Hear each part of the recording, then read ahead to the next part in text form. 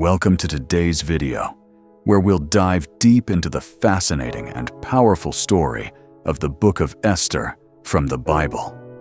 The Book of Esther is a story about courage, faith, and God's providence, even when His name isn't directly mentioned. It's filled with twists and turns, dramatic moments, and a strong message about standing up for what's right. So, who wrote the Book of Esther, and when was it written? The book is traditionally attributed to the Jewish community by an unknown author, possibly written around the 5th century BCE, after the events took place. It's set in the Persian Empire during the reign of King Xerxes I, and tells the story of a young Jewish woman named Esther, who rises to become the queen and saves her people from destruction. But what makes this book stand out? Why is it important, and how does it relate to our lives today? Stay with me until the end, and we'll explore how Esther's story teaches us about courage, God's unseen hand in our lives, and how He can turn situations around for good. Chapter 1. The Banquet and Queen Vashti's Rejection. In the first chapter of Esther, we're introduced to King Xerxes, the ruler of the vast Persian Empire, who decides to throw a massive banquet for all his officials and servants. After days of feasting, Xerxes calls for his queen, Vashti, to come and show off her beauty to the guests. However, Queen Vashti refuses, likely seeing the request as disrespectful. This angered King Xerxes, and he consulted his advisors. They suggested removing Vashti as queen because her disobedience could inspire other women in the kingdom to act the same way. As a result, Vashti is banished, and a search begins for a new queen. This chapter sets the stage for Esther's rise to power and shows the consequences of pride and disobedience. It also hints at the importance of God's timing and how He uses ordinary events for extraordinary purposes. Chapter 2. Esther becomes queen. In Chapter 2, we are introduced to Esther, a beautiful young Jewish woman living in the Persian capital of Susa. She was raised by her cousin Mordecai after her parents died. When the king's servants come to select a new queen, Esther is chosen for her beauty and charm. Before being presented to the king, Esther follows Mordecai's advice to keep her Jewish identity a secret as they are living in exile. Eventually, King Xerxes is so taken by Esther that he crowns her queen. This chapter highlights Esther's obedience and trust in Mordecai's wisdom, as well as the beginning of her pivotal role in saving the Jewish people. Chapter 3. Haman's plot against the Jews. In Chapter 3, we are introduced to Haman, the king's high-ranking official, who is promoted above all the other nobles.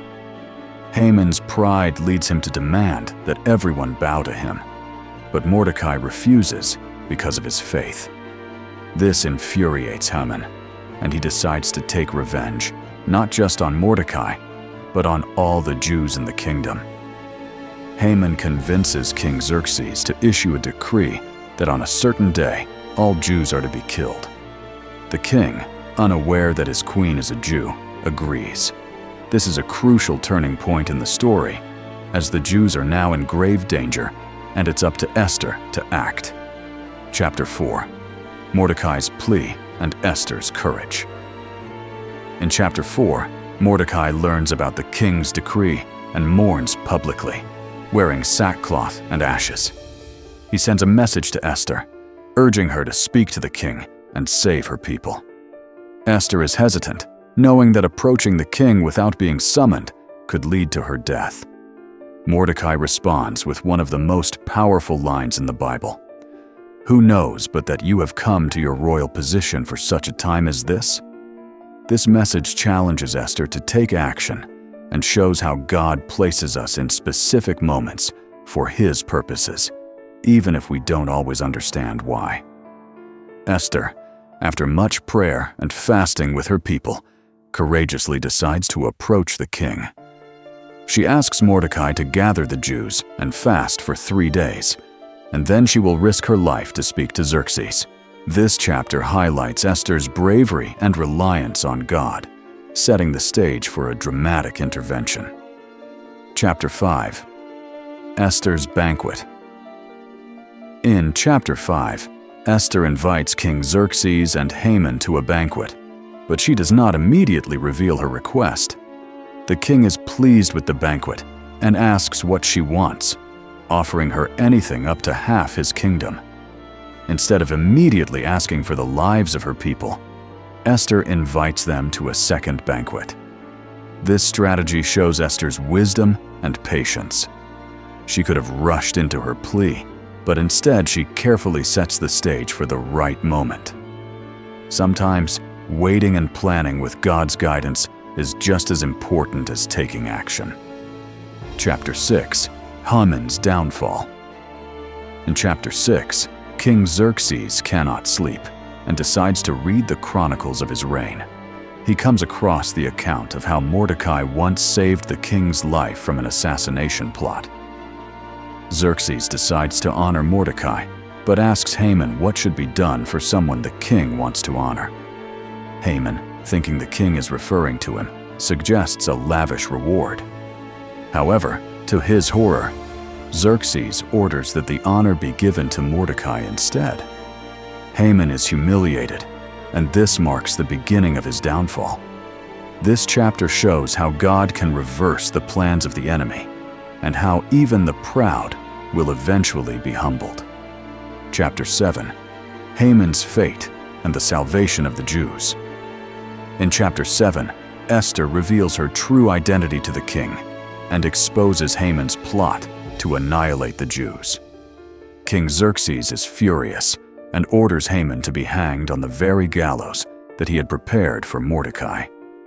The king also gives Mordecai Haman's position, and Esther is able to secure a decree allowing the Jews to defend themselves. The tide has turned, and the Jews are saved from destruction. This chapter illustrates the power of standing up for truth, as well as how God can bring justice in unexpected ways. Chapter 8. The Jews are saved. In Chapter 8, Mordecai and Esther work together to ensure the Jews' safety. The king allows the Jews to defend themselves on the day of the planned attack, and they are victorious. The story ends with the establishment of the Feast of Purim, a celebration of the Jews' deliverance. This chapter emphasizes the theme of God's providence and the importance of remembering his deliverance through rituals like Purim. It also shows how God can work through human actions to bring about his plan. Chapter 9. The Feast of Purim.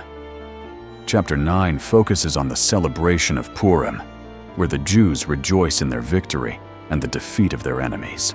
The holiday is established to be a time of feasting, giving gifts, and helping the poor. It becomes a lasting reminder of God's faithfulness and deliverance. This chapter serves as a reminder that God's plan is always bigger than we can see, and sometimes we must celebrate his faithfulness through acts of remembrance and gratitude. Chapter 10. Mordecai's Rise to Power. In the final chapter, we learn that Mordecai rises to a position of great power, second only to King Xerxes. He is recognized for his leadership and wisdom, and the Jewish people are in a time of peace and prosperity. This chapter demonstrates the rewards of faithfulness and God's ability to elevate those who honor him. Key questions and answers. 1. Why is God not mentioned in the Book of Esther? The absence of God's name in the Book of Esther is a unique feature that has intrigued scholars and readers for centuries. While God's name is not mentioned in Esther, his presence and actions are deeply felt. The story of Esther illustrates that God's sovereignty can be seen even in the most unlikely circumstances, and that his faithfulness can be trusted even when his direct involvement is not visible. 2.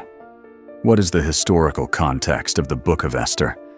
The Book of Esther places it within the Persian Empire during a time when the Jews were living in exile far from their homeland. The political intrigue at the Persian court, the rise of Haman's hatred for the Jews, and the deliverance of the Jewish people through Esther's courage all take place against the backdrop of Persian rule. In summary, the story of Esther is a remarkable testament to God's providence and the power of courage in the face of danger. Esther's bravery, Mordecai's wisdom, and God's faithfulness combined to deliver the Jewish people from destruction. It's a story that reminds us that no matter what challenges we face, God is always at work behind the scenes, orchestrating events for our good and His glory. So, what can we learn from the story of Esther? How does this journey of faith relate to our lives today? Let me know in the comments below. And if you found something meaningful today, don't forget to like, subscribe, and hit the notification bell.